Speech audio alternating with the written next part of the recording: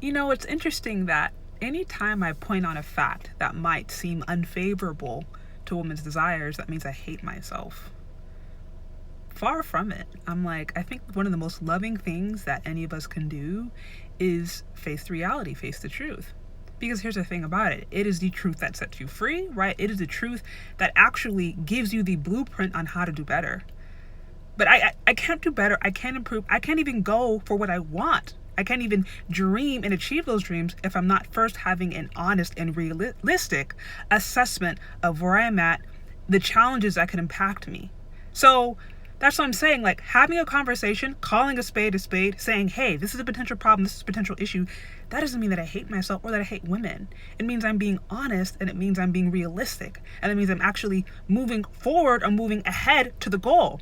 Because I understand about, vibing higher, having faith, all those different things are right within reason. But if you're vibing so high that you're not even looking at reality, and if you're vibing so high that you can't even acknowledge where you're at and potential challenges so that you can avoid them, and you're not being constructive, and you're not being honest, and you're not being humble, and you're not willing to change, you're not willing to grow, you're not willing to address those hard things, then what are we doing? We're living in delusion.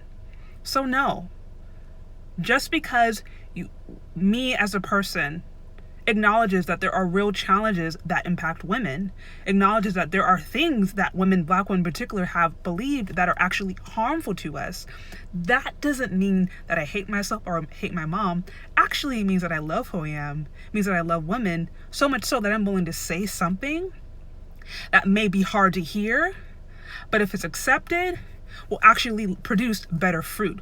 Because like I said, it is the truth that sets you free. It's not fantasies. It's not vibing higher and manifesting. All that stuff means nothing if you are living in a fantasy, living in delusion, and not facing reality. And too many of us are just used to living in delusion and thinking that that's going to get us somewhere, and it's not. So if nothing else, if you don't like me, that's okay, that's fine. But I think if nothing else, the message needs to be put out there. For those who accept it, great. If you don't accept it, fine, I wish you best. But I think at the end of the day, if our life is not giving us the results that we want, then sometime we have to sit down and ask ourselves why.